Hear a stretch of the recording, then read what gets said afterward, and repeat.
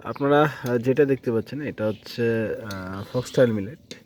এটা অনেকে এখন কমপ্লেন বা অভিযোগ করে যে দু একটা পাথর থাকতে পারে, এটা স্বাভাবিক। আপনারা এটা যেটা দেখতে পাচ্ছেন এটা আমি কুলঠি ডাল অবশ্য মিক্স কয়েকটা দিচ্ছি, দানা দিচ্ছি, এই যে কুলঠি ডাল।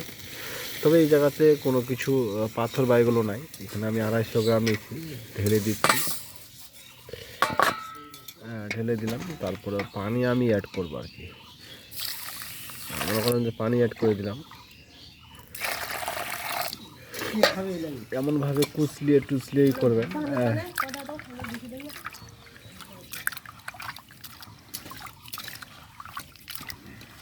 খুব প্রথম কয়েকবার খুবই নাড়বেন,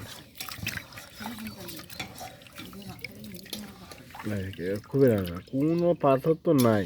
এটা আসলে আপনারা যে কেন যে বলেন যে পাথর আছে, সমস্যা তো এই জায়গায়। আমি খাইলে পাথর নাই, আপনারা খাইলে পাথর। ভালোভাবে কুচলাবেন। এই কুচলানো এখন শেষ। অন্য একটা পাত্র নেবেন, মনে করেন যে এটা একটা পাত্র। এটা পাত্রের সাথে এগুলো অ্যাড করে দেবেন আস্তে আস্তে আস্তে আস্তে এখানে রাখবেন।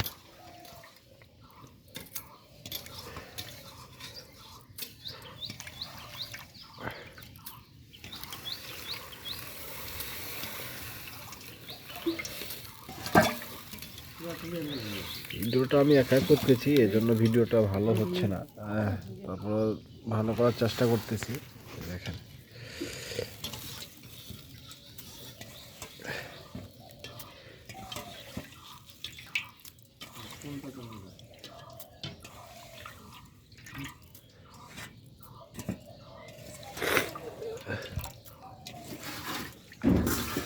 নিচে যে অল্পগুলো আছে এগুলো অল্প ফেলে দিবেন।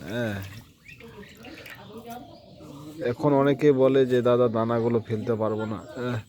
তো এখন দানা যদি না ফেলতে পারেন তাহলে তো খাবেন, ধুলা বালু এগুলো তো খেতেই হবে। আমি দেখাচ্ছি যে কতগুলো অবশিষ্ট থাকলো। এখানে মনে করেন যে এটাতে ফেলে দিবেন, একটা বালতি নিয়ে আসবেন, এই যে ময়লা পানিটা ফেলে দেবেন। এখানে কতগুলো থাকলো, অল্প অল্প থাকলো। অল্প আপনি উপর দিয়ে উঠাই নেবেন, শেষ। অল্প উপর দিয়ে উঠাই দেবেন, শেষ। বাকি যেগুলো আছে এটা ফেলে দেবেন। পাথর কিন্তু অলরেডি কোনো কিছু নাই, দেখাইলাম। যেগুলো আছে এগুলো ফেলে দেবেন, এটা নেওয়ার দরকার নেই, ফেলে দেবেন। গরু পাথর যে সে খাবে, তাদের জন্য।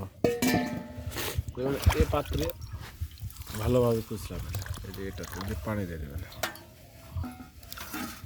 ভালোভাবে কুচলিয়ে উপরে যেগুলো খোসা টোসা আছে যদি থাকে এইগুলো দিয়ে দেবেন এই জায়গায়। দেন আপনি বড় পাত্রে ভালো করে ধুয়ে টুয়ে 4-5 বার 6 বার ধুয়ে টুয়ে পরিষ্কার করে নেবেন।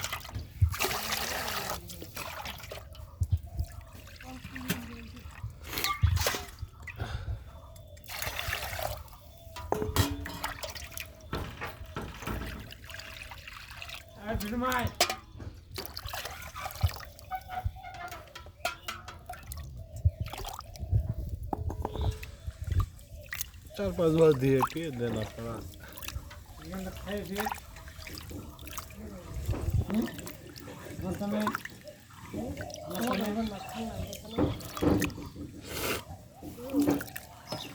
ধোয়া হয়ে গেছে। আর একবার ধুতে হবে, ধুয়ে টুয়ে এটা ভালোভাবে। তো জায়গা নাই, জায়গা তো দিতে হবে, এভাবে পানি ফেলে।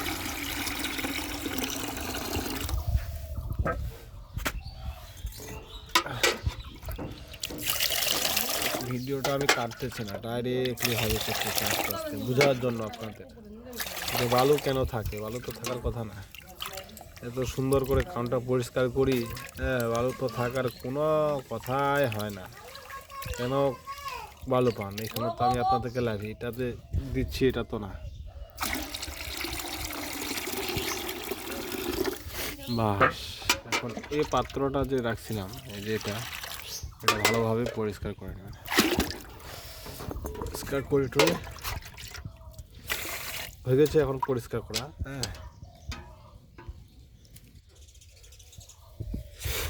একটা পাত্রে এভাবে রাখবেন, এভাবে উঠাবেন।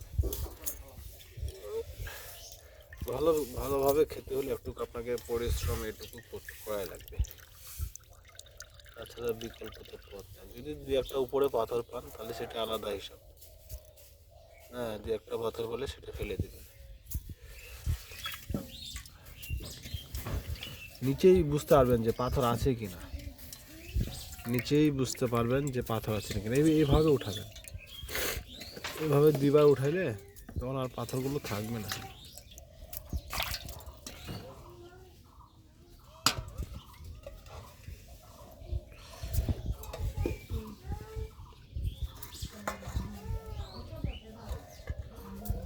হ্যাঁ, এভাবে উঠে নেবেন।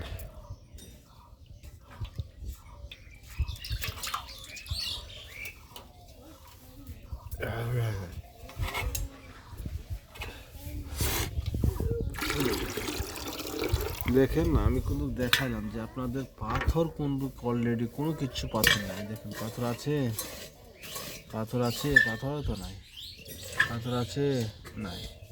তাহলে কেমনে বলেন যে পাথর আছে? হ্যাঁ, সমস্যা তো এই জায়গায়।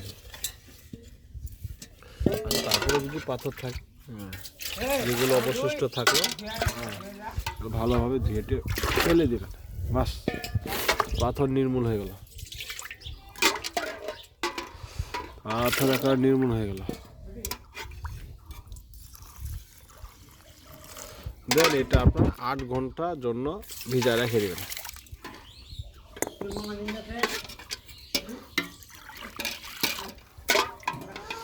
যে পরিমাণ কাউন্ট নেবেন সে পরিমাণ 10 গুণ পানি দিবেন, 10 গুণ পানি দিবেন। আমবেলি বানানোর জন্য 10 গুণ পানি দিবেন।